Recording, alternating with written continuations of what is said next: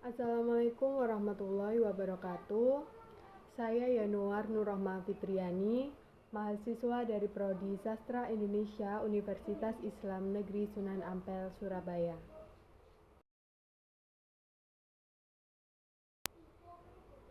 Kali ini saya akan mencoba untuk mengulas kembali mengenai penghargaan sastra yang ada di dunia, yakni penghargaan World Soyinka Prize. Mungkin sebagian besar dari kita masih belum mengetahui apa sih World Soyinka Prize itu.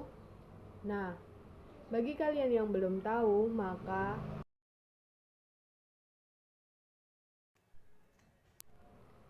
World Soyinka Prize atau Hadiah World Soyinka merupakan sebuah penghargaan yang diberikan untuk karya-karya terbaik yang ditulis oleh orang Afrika. Hadiah ini merupakan penghargaan Pan-Afrika yang biasanya diselenggarakan 2 tahun sekali. Nah, World Soyinka Prize ini didirikan oleh Yayasan Lumina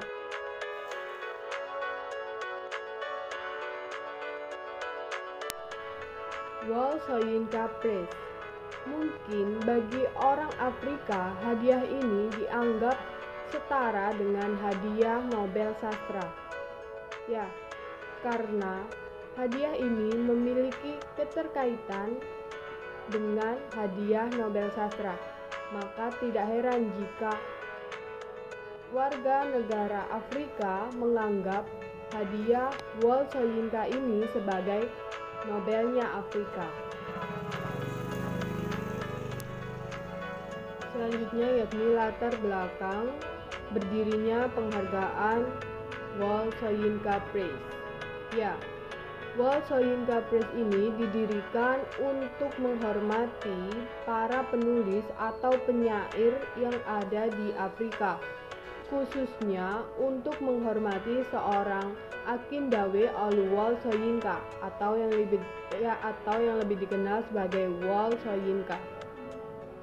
Beliau merupakan seorang dramawan, penyair, juga seorang kritikus berkulit hitam yang berasal dari Afrika. Beliau pernah meraih penghargaan Nobel Sastra pada tahun 1986. Nah, keberhasilannya dalam meraih penghargaan Nobel Sastra itu menjadikan beliau sebagai orang Afrika pertama yang meraih penghargaan Nobel Sastra.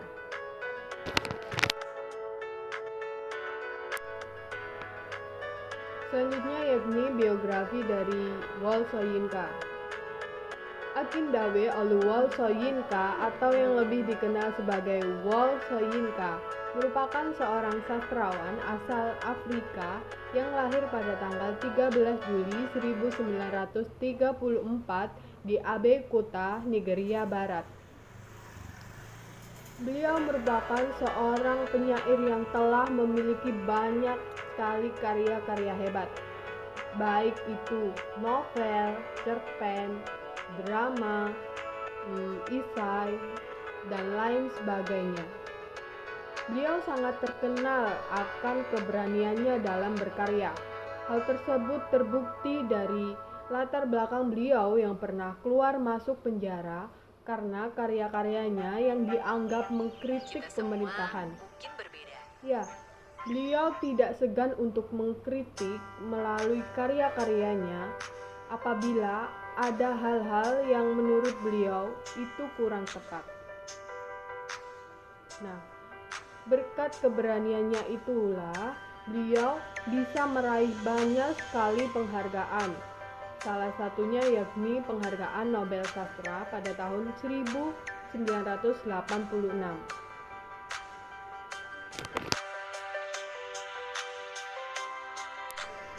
Nah, berkat keberanian dari World Soyinka dalam berkarya, bisa membawa beliau memenangkan banyak sekali penghargaan-penghargaan dunia, yang salah satunya yakni penghargaan Nobel Sastra. Nah, berkat keberhasilannya itu rupanya membawa dampak positif bagi negara Afrika. Banyak sekali penghormatan dan juga pengakuan atas Afrika. Maka dari itu tidak heran jika Yayasan Lumina mendirikan penghargaan World Soyinka Prize ini dengan tujuan untuk menghormati dan juga menghargai keberanian dan juga keberhasilan dari World Soyinka, dan juga untuk menghormati para sastrawan atau penyair yang mampu membawa nama harum Afrika. Dalam arti lain, penghargaan ini bertujuan untuk menghargai para penulis atau penyair yang ada di Afrika, atau untuk menghargai karya-karya asli dari orang Afrika. Selain itu, penghargaan ini bertujuan untuk memberikan semangat agar kepenulisan di Afrika menjadi lebih baik dan juga lebih berkualitas. Karena penghargaan ini didirikan pada tahun 2005, maka penghargaan edisi pertama dimulai pada tahun 2006 yang dimenangkan oleh Selfie Alta dengan karyanya yang berjudul Everything Good Will Come, atau Semua Yang Baik Akan Datang. Dan untuk pemenang-pemenang selanjutnya bisa dilihat melalui PPT berikut ini. Selanjutnya, yakni pada tahun 2008 dimenangkan oleh Nedi Okorafor dengan karyanya yang berjudul Zahra Sang Pencari Angin. Selanjutnya, pada tahun 2010 ada dua pemenang, yakni Kopana Mahwa dengan karyanya Kelapa dan Wale Okidiran dengan karyanya yang berjudul Penyewa Rumah. Pada tahun 2012 dimenangkan oleh Sivisa Mzob dengan karyanya yang berjudul Darah Muda. Dan pada tahun 2014 dimenangkan oleh Akin Belo dengan karyanya yang berjudul The Eggbone of Lagos, sebuah drama.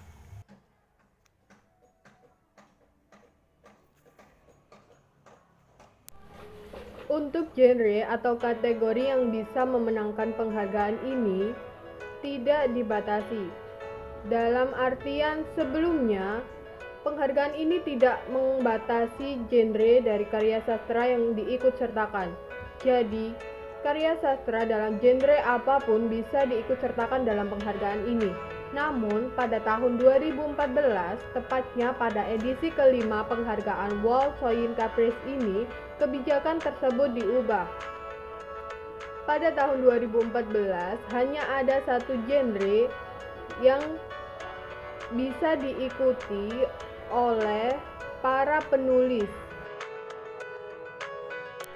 Nah, setelah adanya perubahan kebijakan tersebut, maka di setiap edisi atau di setiap tahun dari penghargaan tersebut ditentukan hanya ada satu genre. Jika pada tahun 2014 genre yang dipakai adalah drama, maka pada tahun 2016 penghargaan ini menentukan genre berupa puisi. Jadi, penerbit hanya bisa mengirimkan buku yang berupa kumpulan puisi atau ontologi puisi untuk diikutsertakan dalam penghargaan ini. Dan pada tahun 2018, genre yang dipakai untuk penghargaan ini ialah berupa prosa. Jadi, penerbit hanya bisa mengirimkan buku berupa novel atau kumpulan cerpen untuk diikutsertakan dalam penghargaan ini. Dan pada tahun 2020,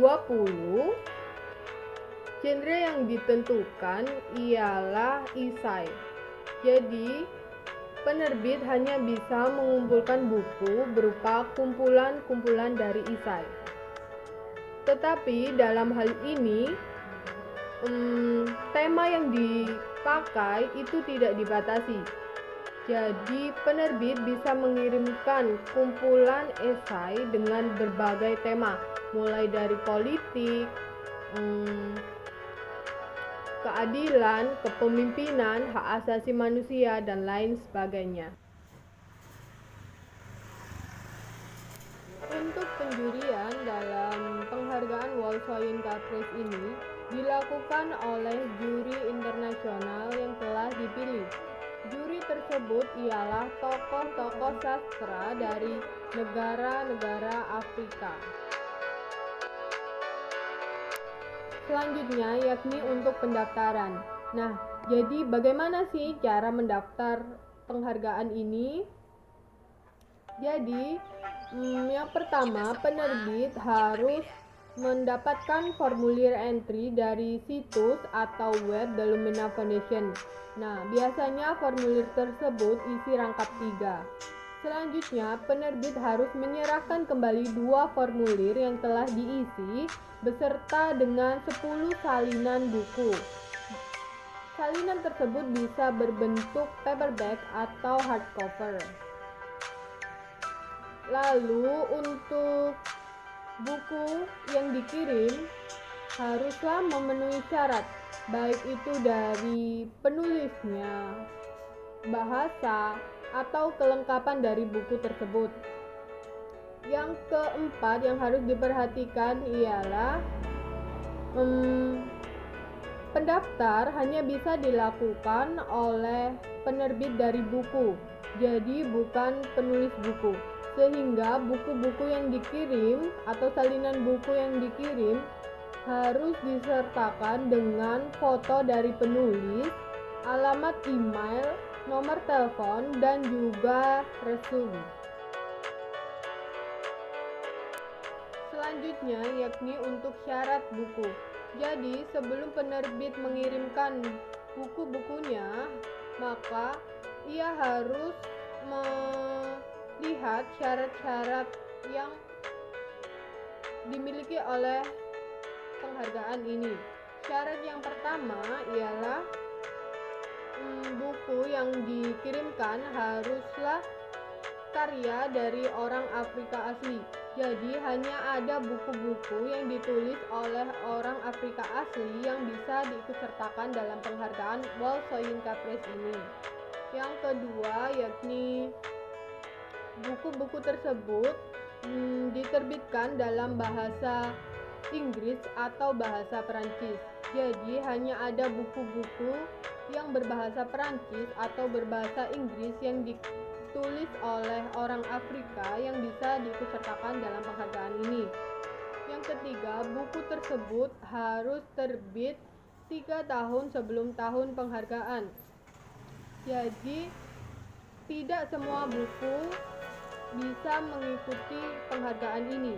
Hanya ada buku-buku yang terbit 3 tahun sebelum tahun diadakannya penghargaan yang bisa diikutsertakan dalam penghargaan ini.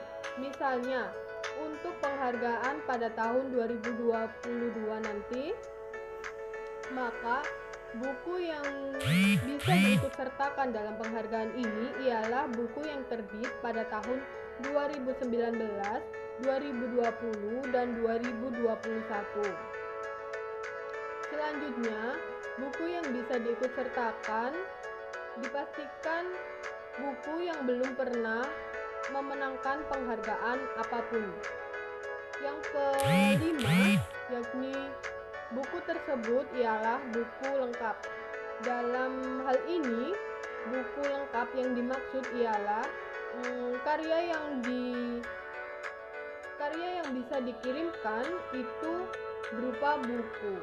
Jadi misalnya untuk kategori puisi atau genre puisi, maka penerbit harus mengirimkan buku yang berupa kumpulan dari puisi. Seperti halnya cerpen yang dikirimkan dalam bentuk kumpulan cerpen. Nah, untuk syarat yang terakhir ialah penghargaan ini bisa diikuti oleh buku-buku yang pernah mengikuti penghargaan lain, asalkan buku tersebut tidak menang. Jadi, buku-buku yang masuk ke dalam daftar panjang atau daftar pendek dalam sebuah penghargaan bisa diikut sertakan, dalam artian buku tersebut tidak memenangkan penghargaan itu. Selanjutnya yakni ciri khas penghargaan. Nah, jadi dalam penghargaan ini ada ciri khas yang membuat penghargaan ini menjadi lebih istimewa. Yang pertama, pemenang akan diumumkan dengan upacara penghargaan yang dilakukan di Muson Center, Lugos, Nigeria. Dan sebelum pengumuman akan ada festival Soyinka, yang mana festival tersebut diadakan selama 3 hari berturut-turut, sehingga membuat penghargaan ini tampak sangat istimewa karena banyak sekali rangkaian acara pada festival tersebut.